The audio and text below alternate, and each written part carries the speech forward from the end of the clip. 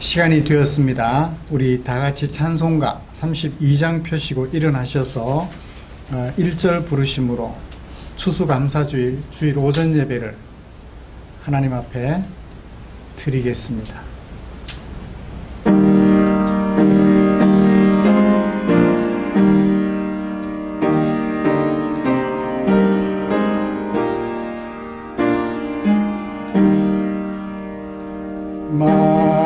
만유의 주제 존귀하신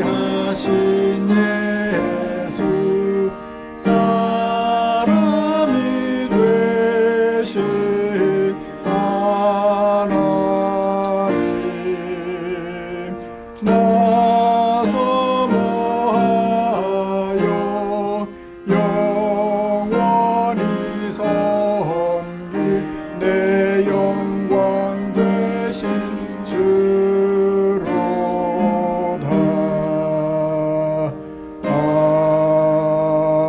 아멘. 오라 우리가 여호와께 노래하며 우리의 구원의 반석을 향하여 즐거이 외치자. 여호와는 크신 하나님이시요 모든 신들보다 크신 왕이시기 때문이로다. 아멘.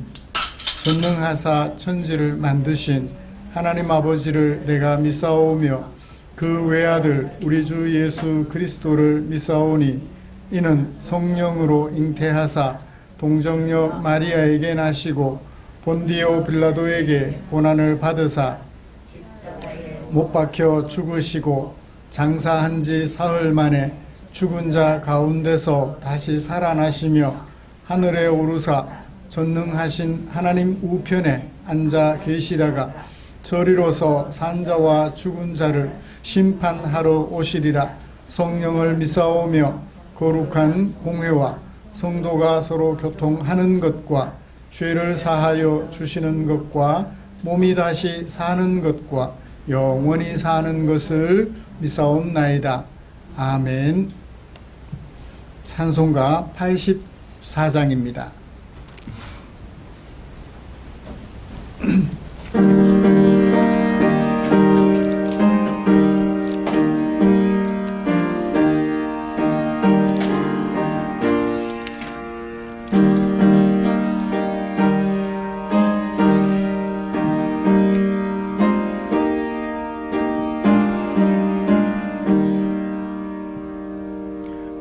세상이 캄캄하여서 참 빛이 없었더니 그 빛나는 영광 나타나 온 세상 빛이었네. 영광 영광의 주 영광의 주 밝은 그 빛 내게 비추었네.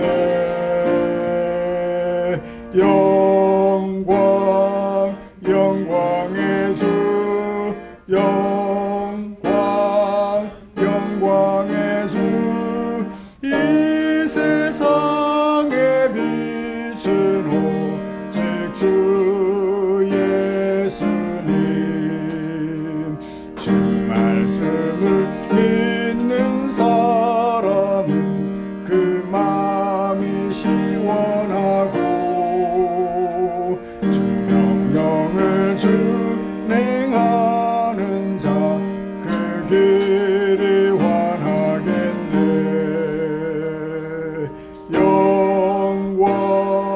영광의 주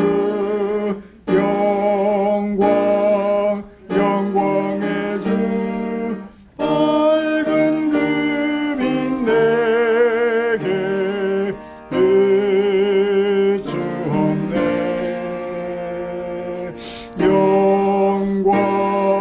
영광의 주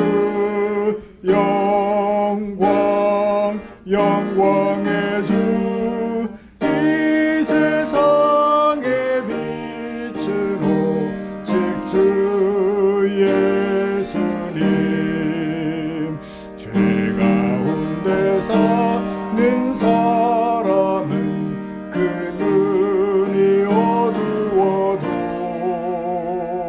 그 죄악을 씻는 날에는 그 눈이 밝아지네.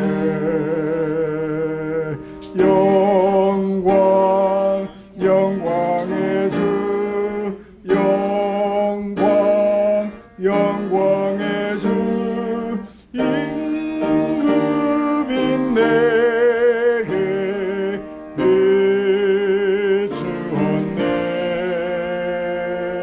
영광 영광의 주 영광 영광의 주 이 세상에 비친 오직 주 예수님.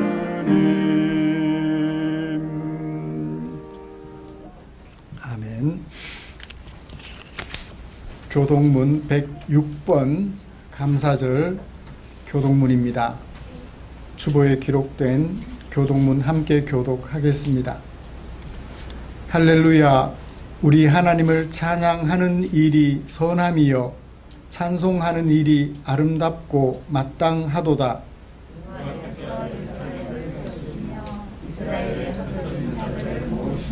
상심한 자들을 고치시며 그들의 상처를 싸매시는도다.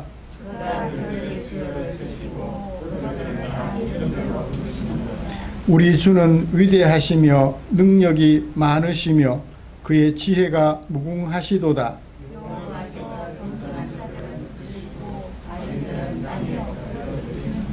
감사함으로 여호와께 노래하며 수금으로 하나님께 찬양할지어다.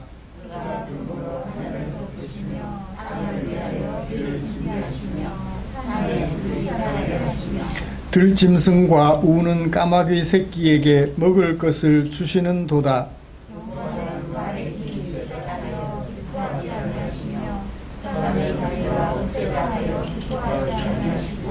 여호와는 자기를 경외하는 자들과 그의 인자하심을 바라는 자들을 기뻐하시는도다. 아멘. 자리에 앉으셔서 찬송가 589장 함께 부르시겠습니다.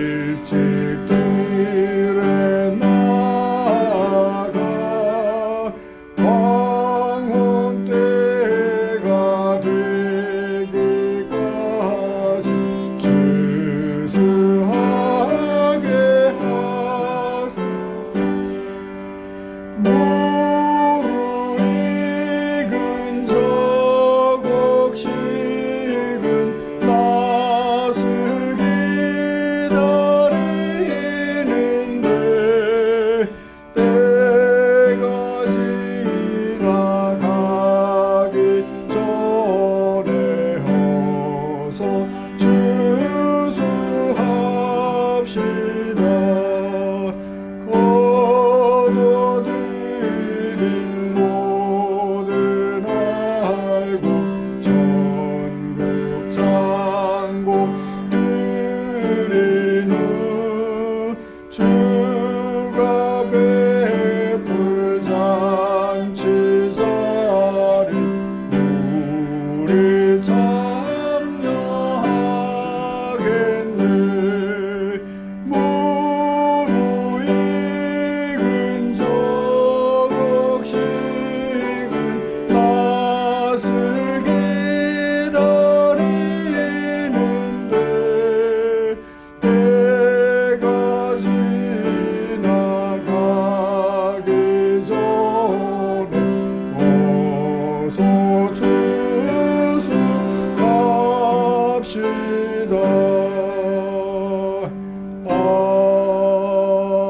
아멘.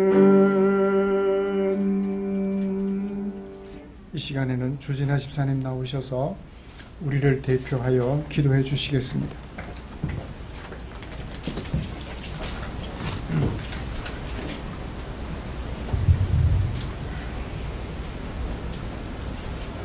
우리를 사랑하시어 한 주간도 제 가운데서 올바른 길로 인도하며 오늘 이렇게 주의 날에 주의 전에서 예배하게 하심을 감사드립니다. 한 주간도 우리의 삶을 어땠는 주여, 세상 가운데서 방황하거나 주님을 아프게 하는 삶을 살지 않았는지 되돌아봅니다. 매번 회개의 기도를 반복합니다. 우리는 무엇이 옳고 그른지 알고 있으면서도 나약한 인간이라 세상이 그리하여 어쩔 수 없다는 핑계로 자신을 위로합니다. 수없이 회개만 반복하는 어리석은 삶보다 우리의 몸과 마음을 새롭게 하고 주님을 기쁘게 하는 삶을 삶으로써 매주 주께 감사의 기도를 드리는 날이 오길 소망합니다. 주님, 세상이 너무 혼란스럽습니다. 질병의 고통에서 해방되나 했더니 세계 경제가 요동치고 전쟁도 끊임없이 인류를 위협하고 있습니다. 자리를 보존하기 위해 가지기 위한 인간의 욕심은 전 세계를 분열시키고 수많은 죄 없는 이들의 목숨을 담보로 거래를 하고 있습니다. 오늘날 자라는 우리 아이들은 10년을 된 세상과 제것밖에 몰라 서로를 핍박하는 어른들을 보며 어찌 미래를 꿈꾸고 더 나은 삶을 기대할 수 있을까요? 여지껏 우리 아이들에게 좋은 공기와 자연을 훼손시키지 않고 물려주길 바라왔지만 이제는 아이들이 살아갈 수 있는 세상이 남아있을지 의문이 듭니다. 길지 않은 우리의 인간의 삶입니다. 서로의 표정을 알 수 없이 마스크로 가리고 다닌 지 몇 년이 되었고 마스크를 벗을 때가 되니 우리는 세상에 지쳐 표정과 함께 인간의 감정도 사라져버린 것 같습니다. 주님, 속히 회복시켜 주시옵소서. 우리가 가진 모든 문제를 주님께서는 보고 계시고 알고 계십니다. 하루빨리 간섭하시어 우리 아이들이 마음껏 뛰어놀고 웃음꽃이 가득한 세상이 되길 소망합니다. 사랑의 주님, 오늘 이 예배에 간절한 마음으로 참석한 저희에게 한량없는 자비를 베풀어 주시길 소망합니다. 병마와 싸우고 고통 중에 있는 자들을 회복시켜 주시고 가정과 사업자, 직장 여러가지 일들과 경제적인 문제로 고민하는 간구하는 기도를 들어주시고 주저앉은 이들을 일으켜 세워주시길 소망합니다. 날씨가 추워진과 함께 절망 속에 살아가는 자들이 있습니다. 이들에게 복음과 사랑의 물질로 주님의 사랑을 베풀기를 원하오니 저들에게 실질적인 도움과 사랑을 베푸는 주의 재단이 되게 하여 주시옵소서. 이 시간 단위에 세우신 담임 목사님이 말씀을 전할 때 성령님께서 간절히 붙들어 주시어 진리의 말씀을 듣게 하시고 주님의 사랑하심과 우리의 부족함을 깨닫고 변화되는 귀한 은혜의 시간이 되게 허락하여 주시옵소서. 교회를 위하여 여러 모양으로 선고하는 손길들과 기도로 섬기는 이들을 기억하여 주시옵시고 주님을 향한 헌신이 세상 끝날까지 이루어질 수 있도록 이끌어 주시옵기를 간절히 기대하오며 이 모든 말씀 우리 주 예수 그리스도 이름으로 기도드렸습니다. 아멘.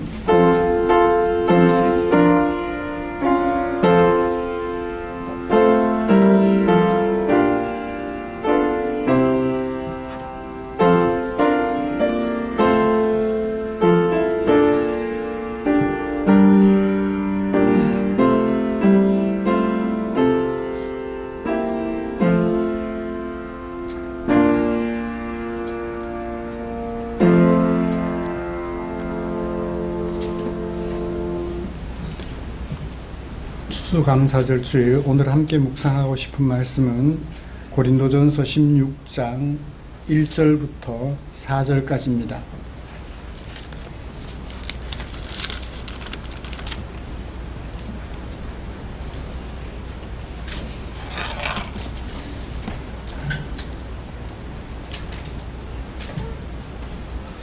본문이 짧으니까요, 우리 한 목소리로 같이 읽기를 원합니다.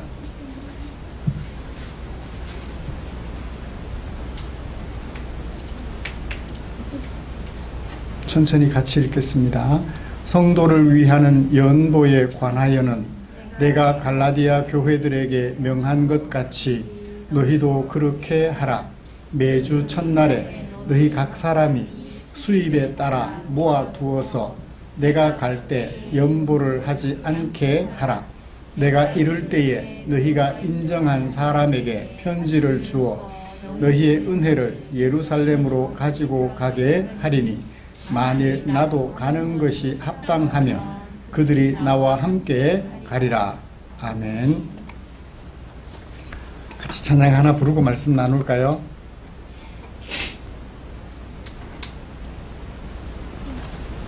(332번) 기쁨으로 찬양 332번입니다.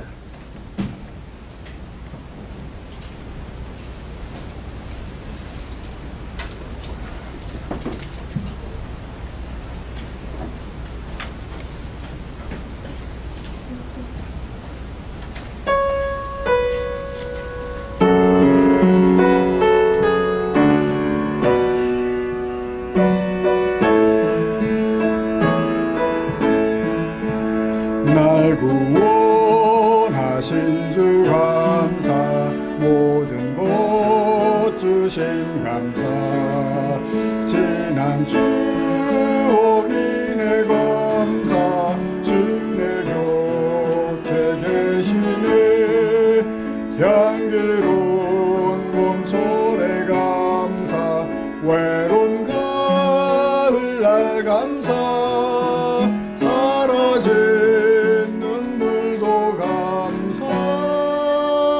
나의 영혼 평안해, 응답하신 기도 감사, 거절하신 것 감사, 해처럼 난 감사, 모든 것 채우시네, 아픔과 기쁨도 감사, 절망 중이로 감사, 증명 못할 은혜 감사, 그 신사랑 감사해, 길가에 장미꽃 감사, 장미꽃 가시 감사, 따스한 가족 희망 주신 것 감사, 기쁨과 슬픔도 감사, 하늘 평안을 감사, 내일의 희망을 감사, 영원토록 감사해.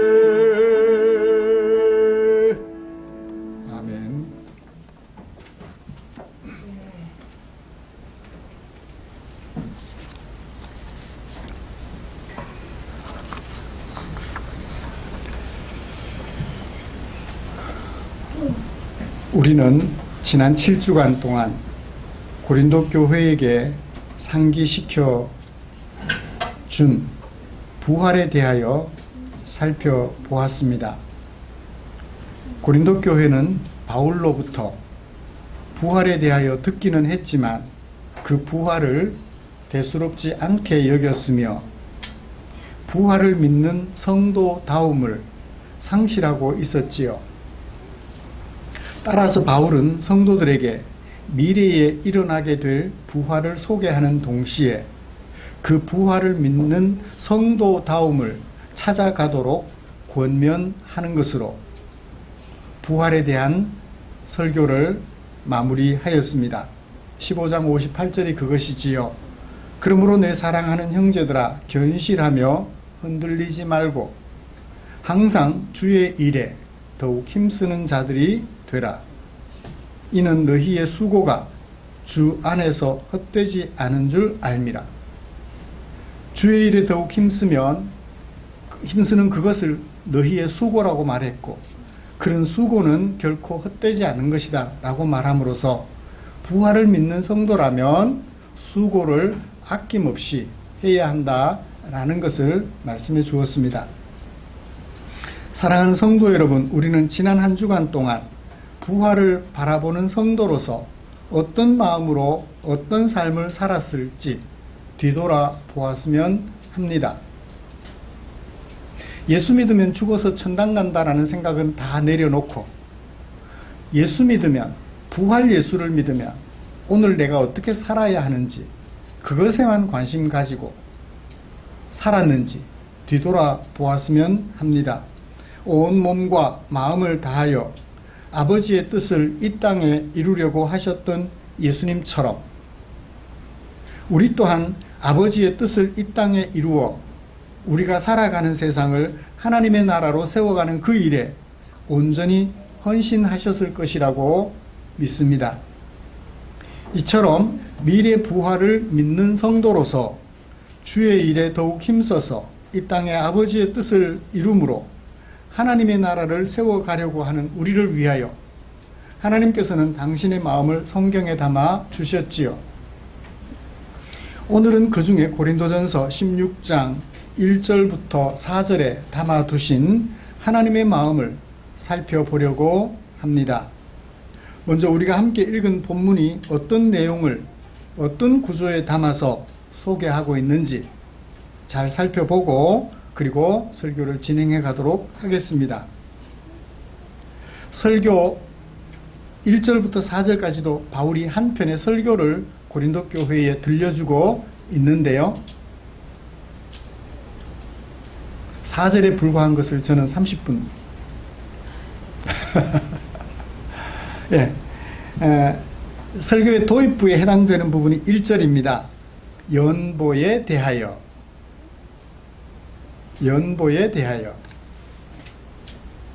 축약해 두었어요. 글은 말과 달라서 최대한 축약해야 되잖아요. 그 연보는 무슨 연보? 성도를 위하는 연보. 정의를 이미 이 짧은 한 문장 속에 담아버렸어요. 성도를 위하는 연보에 대하여 내가 설교하겠다 라고 말하는 것 같아요. 그 연보를 어떻게 해라? 갈라디아 교회에게 명한 것처럼 똑같이 그렇게 해라. 도입부가 그렇게 돼요. 이제 중심문단, 갈라디아 교회에게 명한 것처럼 도대체 어떤 거지? 갈라디아 교회에 명한 것, 갈라디아서에 보면 그게 나올까? 갈라디아에서는 헌금에 대한 이야기는 별도로 따로 없어요. 그러면 본문 속에서 찾아볼 수 있어야죠. 뭐처럼 했으니까 그 처럼에 대한 자세한 설명이 나올 거 아니에요. 2절부터 3절까지. 2절에는 연보 방법, 2개의 부사구, 매주 첫날에, 그 다음에 수입에 따라서, 그 다음에 연보 목적 3절 얘기를 소개해줘요. 그래서 2절과 3절이 중심 내용이에요. 마지막 4절은 뭘까요? 그 연보를 예루살렘 교회에 전달할 때 자신은 어떻게 할 건지에 대하여 좀 다른 얘기를 해줘요. 전달에 대한 이야기를, 전달 과정에 대한 이야기를 합니다. 그러므로 4절 말씀은 연보와는 좀 다른, 이제 현실적으로 어떻게 전달할 건지, 고린도와 예루살렘은 거리가 있으니까요. 그것에 대한 이야기라서 4절은 좀 제외하고요. 이런 말씀을 가지고 두 가지로 설교를 하려고 합니다. 성도의 연보에 대하여 정의와 목적을 좀 먼저 살펴보고 싶고요. 그 다음에 이어서 연보의 방법, 어떻게 할 거냐 하는 부분을 가지고 얘기하면서 오늘 추수감사절 설교를 마무리하도록 하겠습니다. 흔히 우리 절기를 맞으면 뭐가 상설화되어 있어요? 절기를 맞으면 절기 헌금이 상설화되어 있습니다. 그래서 절기가 다가오면 특별한 헌금을 하는 날. 그래서 뭐는 사라지고 그 절기의 의미는 사라져버려요. 그 성도들의 마음에 절기가 다가오면 부담이 돼요, 항상. 그래서 이번에 추수감사절을 맞으면서 연보를 따로 하지 말까,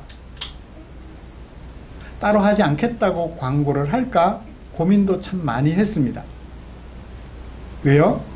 절기는 헌금하는 날이 아니라 말 그대로 하나님의 특별한 은혜를 우리 함께 공유하는 날이거든요. 헌금은 도구에 불과한 거예요. 근데 마치 도구가 목적이 돼 있고 목적은 사라져버린 그런 오늘 한국교회의 현실이 좀 안타까워서 그렇게 할까도 고민을 했는데, 중요한 것은 뭐다? 정의와 목적만 잘 살펴보면, 그것만 우리 마음속에 확실히 정리를 하면 굳이 하지 않겠다고 광고하는 것보다는 그냥 전례대로 하는 것도 좋겠다라는 생각을 하고 차례대로 말씀을 살펴보다 보니까 오늘 이 말씀을 대하게 되었습니다. 자, 이제 연보의 정의와 목적에 대한 이야기를 좀 나눠보죠. 1절을 보시면 연보에 대하여 라고 해요. 연보에 대하여. 이 뭐뭇에 대하여 라고 하는 것은 우리 논문 쓸 때 하고 비슷해요. 그죠? 뭐뭇에 대하여. 대학을 졸업하거나 또는 학사, 석사, 박사 과정에 마무리하면서 뭐뭇에 대하여 라고 논문 쓸 때와 비슷해요. 논문의 형태를 취하고 있어요. 이것은 바울이 고린도 교회와 상관없이 말한 것이 아니라 고린도 교회가 바울에게 질문을 했는데 그 질문한 것에 대하여 바울이 설명해 주겠다라고 하는 거예요. 그러니까 고린도 교회가 예루살렘 교회를 위하여 나름 연보할 필요를 느꼈고 자기들끼리 의논했어요. 우리 예루살렘 교회를 위하여 연보해야 되지 않겠느냐. 그 연보가 뭐지? 연보는 어떻게 해야 되지? 고민을 하다가 바울에게 질문을 던졌어요. 뭐뭇에 대하여라는 것이 구체적으로 고린도전서에만 모두 5번 나오는데 7장 1절, 7장 25절, 8장 1절, 12장 1절, 그리고 오늘 16장 1절 5번 나오는데 마지막 5번째에 해당되는 내용이에요. 고린도 교회가 궁금하여 질문했고 그 질문에 대한 바울의 대답이다. 오늘 우리는 연보에 대하여 궁금해 하시나요?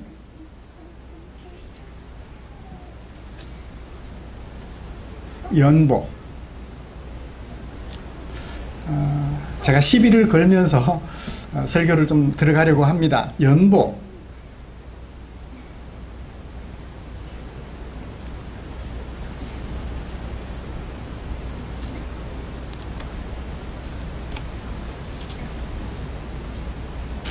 이 연보라는 말에 대하여 개역 개정이 연보라는 말을 사용했는데 연보라는 말에 대하여 좀 생각해 보고 싶어요. 정의. 영어 성경을 보면 연보라는 다른 용어가 없어요. 그냥 콜렉션, 수집, 모음, 그렇게 되어 있어요. 근데 개역 개정은 마치 다른 어떤 의미가 있는 것처럼 아예 용어 자체를 만들어 버렸어요. 연보.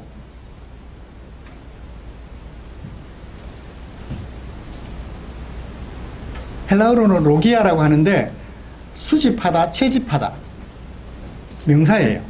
수집 또는 채집, 모음 이런 의미를 가지고 있어요.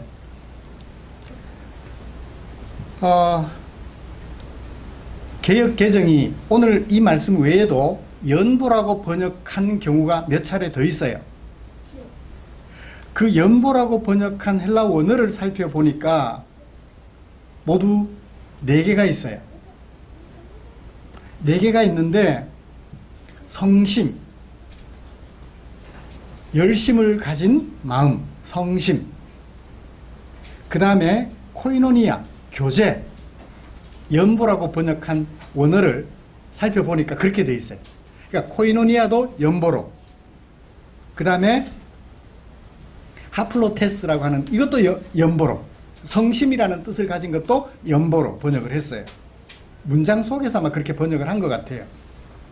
그 다음에 풍성하다라는 뜻을 가진 명사도 연보로 번역했어요. 그 다음에 은혜라는, 율로기아라고 하는 은혜라는 뜻을 가진 명사도 똑같이 연보로 번역했어요. 그러니까 전혀 다른 뜻을 가진 명사들을 연보로 통일되게 번역을 해버린 거예요. 개혁개정이. 우리는 같은 말인 줄 알죠. 연보라고 번역했으니까 원어는 같은 것일 거야. 달라요.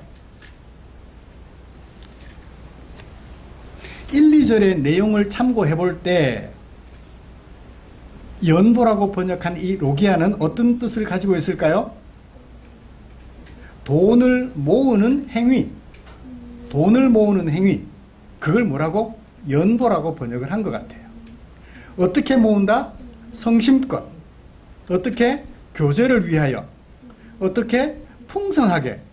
어떻게? 받은 은혜에 감사해서. 이런 것들을 전부 모아서 연보라고 번역을 한 거예요.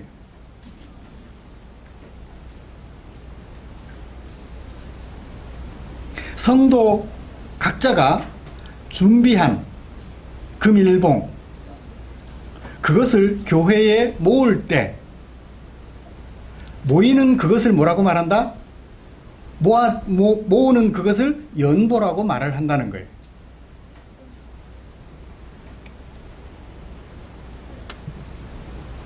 (3절에서는) 그것을 뭐라고 표현했어요? 너희의 은혜를 이라고 표현했어요. 너희의 은혜를. 이것도 은혜도 연보로 번역할 것을 그냥 은혜를 이라고 번역했어요.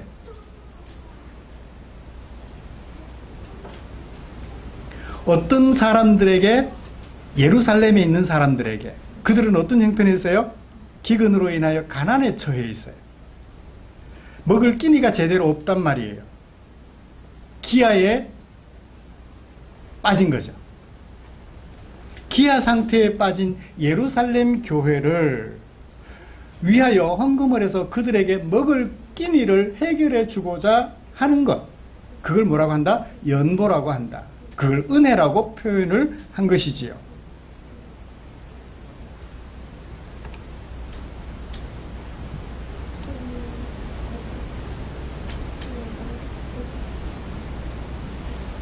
그러니까 결국 그 3절에서 은혜라고 말하는 것은 또 헬라어가 또 다른데요. 카리아라고 하는데, 이것도 뭐를 번역하면 좋은데 똑같이 연보로 번역하면 될 것을 개혁개정은 그냥 은혜를 이라고 번역을 해둔 거예요.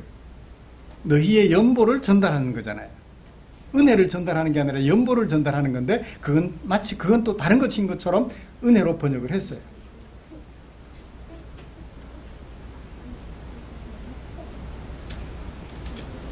이와 유사한 용어로 예수님께서 사용하신 것이 있어요. 헌금이라는 단어예요. 개혁개정은 헌금으로 번역했습니다. 과부가 예루살렘 성전에 들어가면서 헌금을 하는데 2렙돈을 헌금했죠.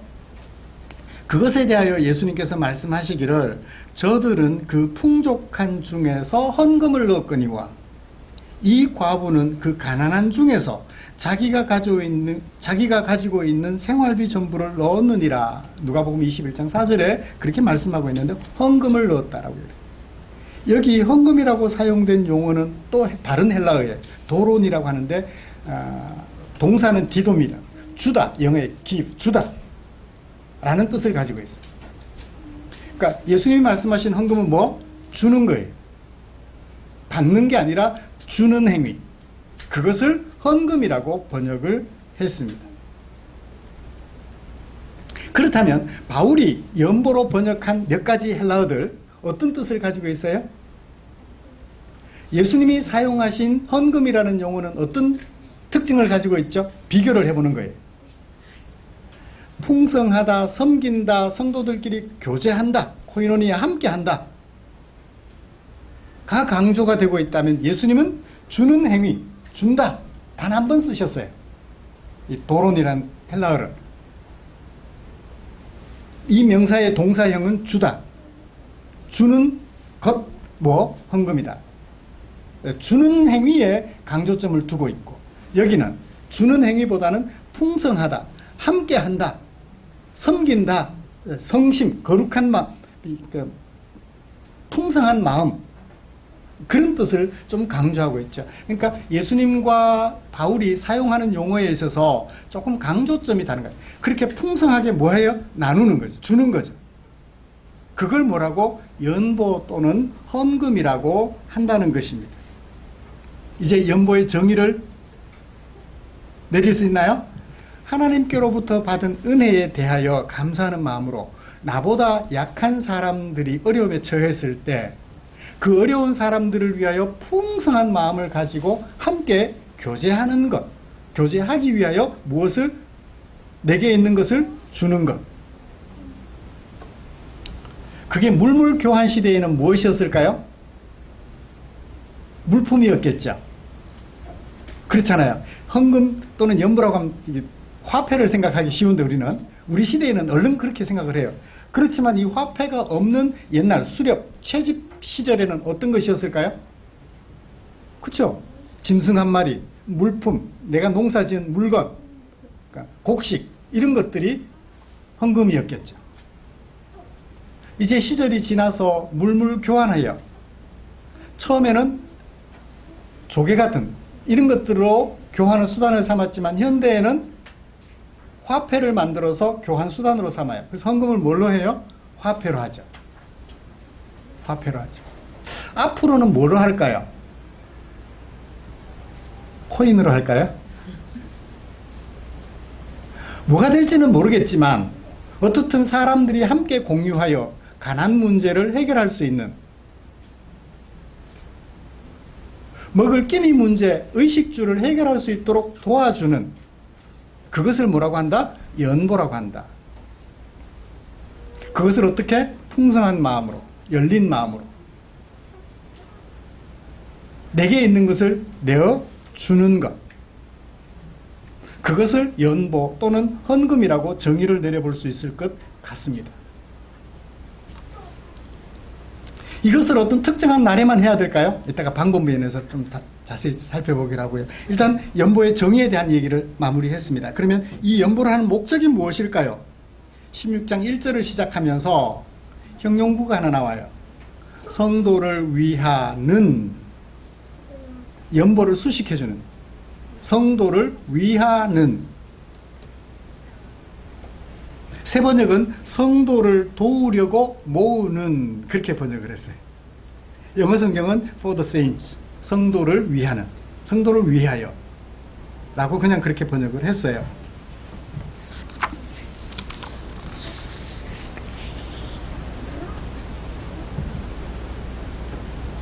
성도를 위하는 게 목적이에요. 어떤 성도? 3절에 예루살렘에 있는 성도. 어떤 성도? 기근 때문에 먹고 사는 끼니 문제로 곤궁에 처한 성도를 위하는 연보예요.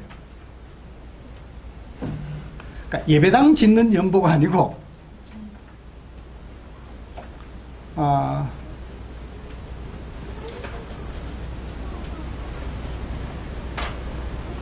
목적이 분명해요. 성도를 위하는.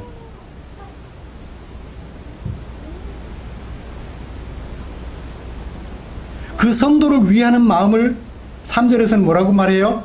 너희의 은혜를. 너희의 은혜를. 성도를 위하는 1절에 3절에는 너희의 은혜를. 그러니까 성도를 위하는 마음을 너희의 은혜라고 표현을 한 거예요. 성도를 위하여 헌금을, 화폐를 모으는 것을 너희의 은혜를, 은혜라고 표현을 해요. 나보다 약한 성도들을 위하여 가지는 좋은 마음, 그 목적 하나여야 한다는 것입니다. 바울이 말씀한 다른 예를 한번 들어보죠.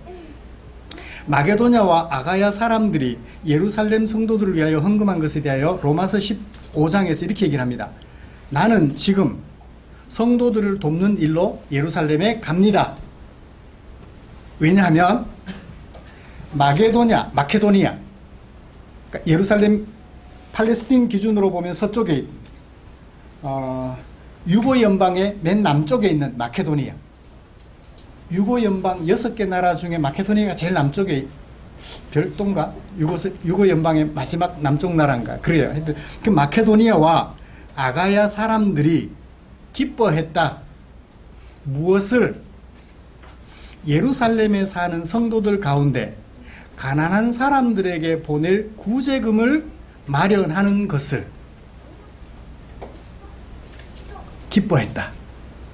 그러니까 마케도니아 사람들과 아가야 사람들이, 아가야는 고린도 북쪽 지방이, 그러니까 마케도니아는 좀 더 북쪽이고 아가야는 좀 남쪽입니다. 여기 그 사람들이 예루살렘에 사는 성도들 가운데 가난에 처하게 된 사람들에게 보낼 구제금을 마련하는 것을 기뻐했다. 그렇게 모은 그것을 가지고 전달하려고 어디로 가고 있어요? 예루살렘으로 가고 있다라고 얘기를 해요. 연보에 대하여 로마서에서는 바울이 뭐라고 말했죠? 가난한 사람들에게 보내서 그들로 하여금 가난에서, 기근에서 벗어날 수 있도록 구제하는 것. 그것을 위하여 필요한 것, 연보라고 얘기를 하고 있는 것입니다. 바울은 연보의 목적에 대하여 분명하게 말씀했습니다. 일체 다른 언급을 하지 않았습니다. 하나님께서는 이런 연보를 효과적으로 하게 하시려고 복을 제시하신 적도 있어요.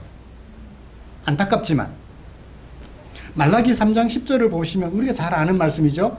만군의 여호와가 이르노라 너희의 온전한 11조를 창고에 들여 나의 집에 양식이 있게 하고 그것으로 나를 시험하여 내가 하늘 문을 열고 너희에게 복을 쌓을 곳이 없도록 붙지 아니하나 보라. 복 주시겠다는 거잖아요. 이 말씀을 한 배경이 있어요. 사람들이 바벨론 포로에서 귀환한 후에 바벨론 70년 생활 중에 넉넉하게 재물을 모아서 귀환한 사람들도 있지만 가난한 상태로 돌아온 사람들도 있고 본래 예루살렘에 남아 있으면서 어렵게 살아가는 사람들도 있단 말이에요. 부유한 사람들은 자기 집을 호화롭게 짓고 행복하게 살아가는데 가난한 사람들은 옆에서 굶어 죽어나가고 있는 거예요. 그런데도 이 하나님의 백성들이 이 가난한 사람들을 돌보지 않아요. 그래서 뭐라고 말씀하시느냐면 내 것을 도둑질하고 있다. 어리석은 부자 청년에게 예수님께서도 그런 말씀하셨죠. 10계명 어떻게 해야 영생 얻습니까? 10계명 지켜라. 다 지켰는데요. 그래? 네 주변에 보니까 가난한 사람들이 있구나. 네게 재물이 많으니 그것을 팔아서 네 옆에 있는 가난한 사람들에게 나눠주렴. 근심하며 돌아가니라. 이 사람 뭐 했어요? 10계명 중에 도둑질을 한 거예요. 10계명 어겼어요. 그러니까 구원 못 받고 도망가는 거죠. 뭐. 나 그거 못하겠어요 하고 도망가는 거예요. 그의 것을 도둑질하진 않았지만 그가 하나님의 은혜로 얻을 수 있는 기회를, 내가 제공해 줘야 될 기회를 박탈한, 내가 안 해준 거니까 도둑질한 거란 말이에요. 그가 받을 기회를, 내가 줘야 할 기회를 행사하지 않으면 그가 받을 기회를 빼앗아 버리는 거죠. 법정신이라고 그래요. 법률은 어기지 않았는데 법정신을 어긴 거죠. 법정신을 어긴 것은 법률을 어긴 것과 같죠. 형제를 향하여 라가라고만 말해, 욕 한마디만 해도 형제를 살인한 것과 같다고 말씀하시는 예수님의 말씀이 산상보훈에서 그것을 우리에게 가르쳐주고 있죠.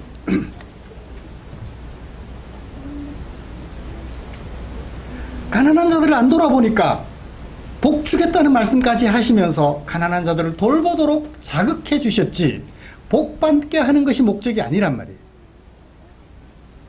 예수님께서도 말씀하셨어요. 누가복음 6장에서 주라 그리하면 너희에게 줄 것이다. 곧 후히 되어 누르고 흔들어 넘치도록 하여 너희에게 안겨줄게. 사람들이 워낙 안 보살펴주니까 그렇게라도 해서 보살펴주도록 말씀해 주신 것인데 우리는 어디에 관심 있어요? 내가 얼마를 드리면 얼마를 받을 건데 라는 그 받을 것에 대한 마음 때문에 조금씩 주려고 해요. 나보다 어려움에 처한 사람들에 대하여 긍휼하게 여기는 마음을 가지고 그들의 형편을 호전시키도록 도와주는 것이 뭐다? 연보다. 목적이 분명해요. 예배당 짓고자 하는 것은 연보라고 말하지 않아요. 가난한 자들을 도와주는 게 아니잖아요. 그건 뭐예요? 그냥 기부죠.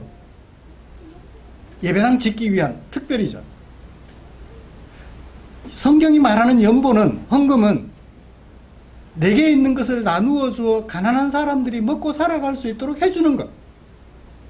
연보는 그거라고 분명하게 말하고 있습니다. 예배당을 짓기 위해서 하는 건 연보가 아니에요. 그냥 뭐라고 그래야 될까요? 그냥 건축비예요. 그건 헌금이 아니란 말이에요. 제가 이런 말을 해도 괜찮죠? 그러니까 성경이 말하는 연보를 착각하지 말라는 거죠. 그는 헌물이에요. 벽돌 한 장, 건축에 필요한 벽돌 한 장 갖다 놓는 거니까.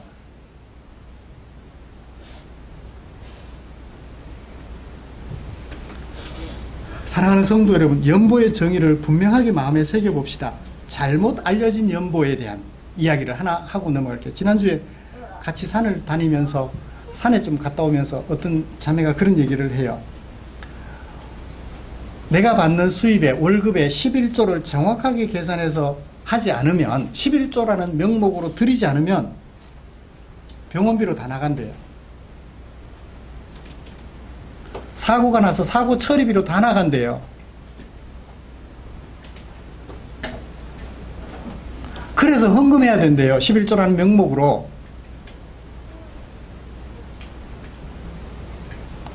이건 뭐예요? 협박도 아니고 무서워서 헌금하는. 그걸 어디서 배웠을까요? 누가 가르쳤을까요? 어떤 목적으로 가르쳤을까요? 이해할 수가 없어요. 이 아름다운 연보를 이상하게 괴물로 만들어버린 거죠. 연보의 정의를 분명하게 마음에 새기는 저와 여러분들 되시기를 기대합니다. 이 연보 방법은 어떻게 할까요? 연보에 대하여 1절에서는 갈라디아 교회에게 명한 것처럼 하면 돼 방법을 제시했어요. 갈라디아 교회에게 명한 게 뭐죠? 2절을 보세요. 매주 첫날에 모아두어라. 매주 둘째 날에 모으면 안 돼요? 셋째 날에 모으면 안 돼요? 마지막 날에 모으면 안 돼요? 첫날에는 뭘 강조하는 것일까요? 준비하라는 것을 강조하는 것이겠죠. 준비하는 거예요. 내가 이번 주에는 어떻게 얼마를 헌금해야지. 첫날에 마음의 각오를 다져두는 거예요. 첫날에 못하면 마지막 날이라도 괜찮아요. 중요한 건 뭐죠? 준비하는 마음이에요. 아무것도 준비 안 했다가 그냥 뜬금없이 그냥 내놓지 말라는 거예요. 예를 들어서 집을 사려고 준비를 하고 있었는데 느닷없이 준비 없이 그 집을 사려고 준비했던 것에 90%를 연보로 떡 내놓는다. 그럼 누가 마음 아파요? 남편이 그렇게 했다면 부인이 마음 아파요. 당신은 왜 나하고 상의 없이 그렇게 함부로 해? 그럼 헌금을 놓고 부부간에 갈등이 생겨요. 필요에 의해서 내가 감동이 돼서 90% 하는 거 좋아요. 누구는 생각 안 한 거죠? 아내는 생각 안 한 거예요. 누가 그러더라고요. 남편이 택시 운전을 하는데 그날 수입 그냥 가족 서랍 속에 갖다 넣어놓는데 부인이 그 수입 중에 얼마를 헌금한다고 남편에게 말을 안 하고 11조를 떼고 또 뭐보다 조금 더 많이 떼서 남편과 상의 없이 헌금을 한대요. 거기에 대해서 남편이 1절 터치하지 않는데요. 차라리 남편에게 얼마를 이번에 헌금합니다. 얼마가 수입이 있었고 얼마를 헌금합니다. 해도 괜찮겠죠? 의논하면 어때요? 부부간에. 그 연보가 아름다울 텐데 남편에게 말하면 안 될 것 같아서 뭐 하려고? 내가 한 만큼 복 받을 테니까. 누가복음 예수님이 6장에서 말씀하신 것처럼 네가 헤아린 만큼 헤아려서 주실 것이야. 했던 만큼 그 말씀대로 매주 첫날에는 준비해서 하라는 얘기는 결국 헌금을 하는 주체가 부부라면 부부가 의논해서 하라는 거예요. 충분히 마음으로 준비를 해서 해야 한다는 것을 우리에게 밝혀주고 있는 것 같습니다. 두 번째 부사가 뭐죠? 수입에 따라서 하래요. 준비하는 것은 무엇과 관련이 있나요? 마지막 목적절과 관계가 있습니다. 내가 갈 때 연보가 갑자기 이루어지지 않도록 바울이 갔을 때 부랴부랴 그때서야 막 하지 않도록 미리 준비를 해두라는 거예요. 내가 갈 때 그것을 준비해둔 것을 가지고 갈 수 있게끔.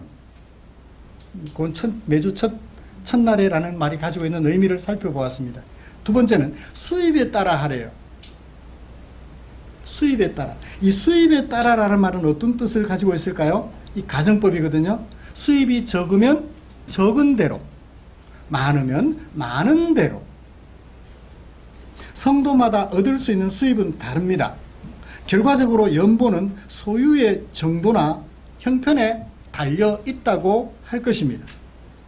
수입에 따라서 또는 이익을 얻는 대로라는 표현은 연보를 일괄적으로 동일하게 책정하여 성도들에게 강요할 수 없다는 것을 우리에게 보여주고 있어요. 자발적이라는 것. 수입에 따라라는 말은 자발적으로. 적정한 규모로. 그래서 과부의 2렙돈, 이것 먹으면 내일 굶어 죽을 텐데, 이것 헌금하고 나면. 하나님 그런 걸 원치 않으셔요. 과부의 2렙돈 얘기가 있지만 그 얘기는 그렇게 헌금해라. 내일 죽더라도 오늘 다 헌금해라. 그걸 말하기 위함이 아니라 다른 목적이 있는데 우리는 그 과부의 헌금 자세를 우리의 표본으로 삼고 있는 것 다 바쳐라고 얘기를 해요. 누가 좋죠? 목회자는 좋을지 몰라요. 그러나 성도는요, 내일이면 죽을 텐데 굶어서 어떻게 해요? 오히려 2렙돈 헌금하면 그것에 100배를 되돌려 주어서 내일 먹고 살아갈 수 있게끔 해줘야 되는 게 교회 역할이죠. 교회 역할이죠. 말씀을 마치겠습니다.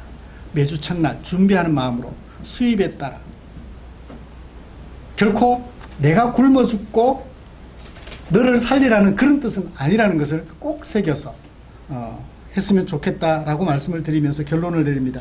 연보는 누가 할 수 있나요? 하나님의 은혜를 입어 하나님의 백성된 사람들이 할 수 있어요. 수입이 적으면 적은 대로 할 수 있고요, 많으면 많은 대로 할 수 있어요. 준비하는 마음이 있으면. 목적과 방법을 분명하게 생각해 주십시오. 마음에 새겨서 기쁨으로 부유한 성도들과 가난한 성도들이 함께 어우러져서 하나님의 나라를 이루어가는 아름다운 저와 여러분들 되시기를 주님의 이름으로 축복합니다. 기도하겠습니다. 하나님 아버지, 오늘도 우리에게 귀한 말씀을 들려주셨습니다. 말씀은 최대한 제한적으로 집중해서 해석하고 살펴보았습니다. 이제 우리가 연보는 하나님께서 내게 주신 수입을 가지고 그 수입이 없어 먹고 살 끼니를 걱정하는 지체들을 보살펴 그들에게 은혜를 나누어 주므로 그 어려움에서 벗어나 함께 손에 손잡고 춤추며 찬양하며 하나님을 예배하라고 우리에게 명령하신 귀한 도구임을 알아서 이 헌금이라는 도구를 마음껏 잘 활용하여 하나님께 영광, 사람들에게 행복을 주는 아름다운 우리 교회 되도록 은혜 내려 주시옵소서. 예수님의 이름으로 기도드립니다. 아멘.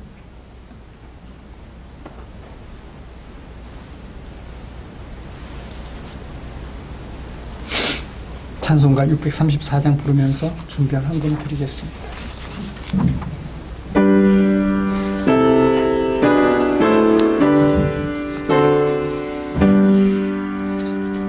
모든 것이 주께로부터 왔으니 영을 주께 드리나이다.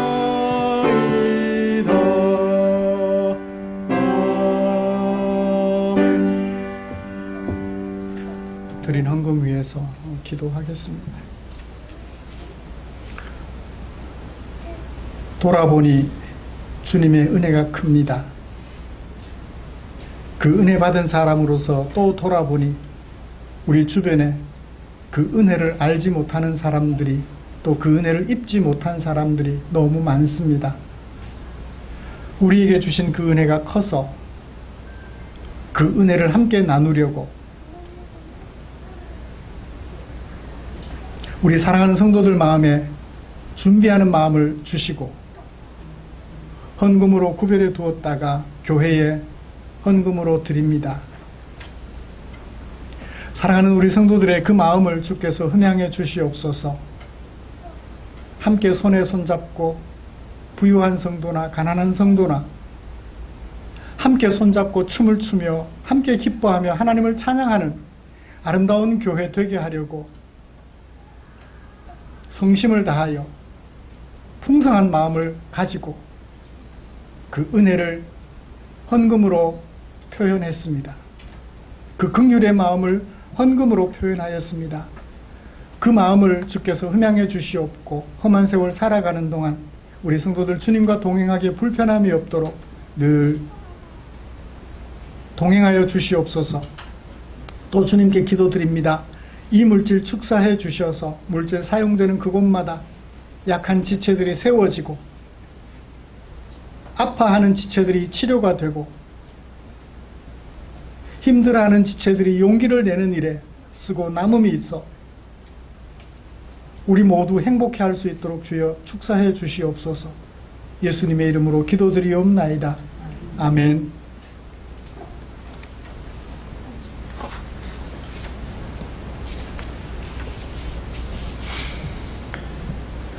교회 소식 알려드리겠습니다.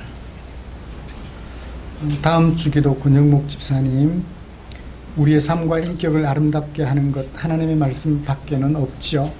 말씀 묵상에 최선을 다해 주십시오. 오늘 추수감사주일로 지켰습니다.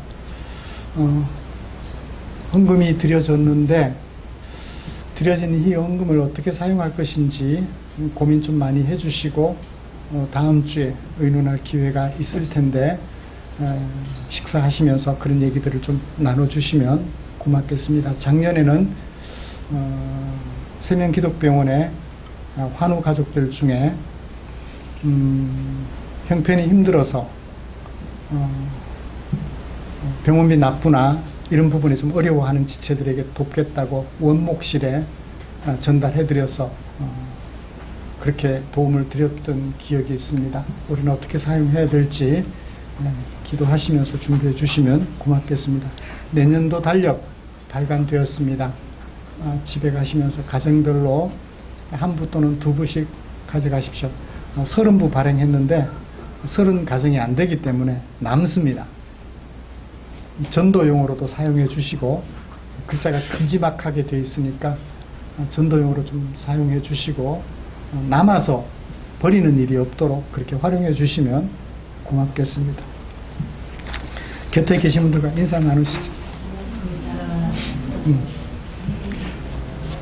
지난주부터 점심 식사와 더불어 오후 예배 드리고 있는데 오늘도 점심 식사하겠습니다. 어떻든 최선을 다해서 지금 다시 코로나 팬데믹 현상이 생겨나고 있는데 또 주의해서 우리 공동체를 건강하게 잘 지켜가는 성도들이 되시면 좋겠습니다. 찬송가 57장 펴시고 일어나셔서 찬송 부르고 축도함으로 예배 마치겠습니다.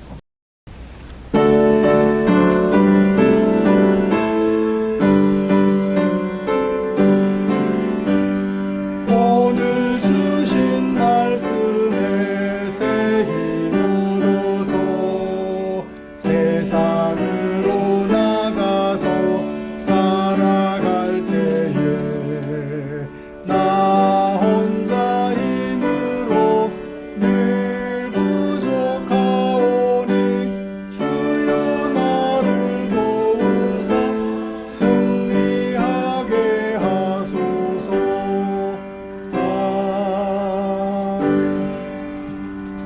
기도하겠습니다. 우리 구주 예수 그리스도의 은혜와 하나님 아버지의 크신 사랑하심과 성령 하나님의 인도하시고 위로 충만, 교통, 격려하시는 역사가 이제 함께 생활하는 지체들 가운데 어려움에 처하여 살아가는 지체들을 늘 마음에 담아두고 그를 걱정하며 함께 하나님을 찬양하는 공동체로 만들어서 즐거워하며 예배하는 교회로 세워가기 위하여 헌금으로 마음을 모으는 기로 다짐하며 예배를 마치는 모든 지체들 위해 지금부터 영원토록 함께 계시기를 축원하옵나이다. 아멘.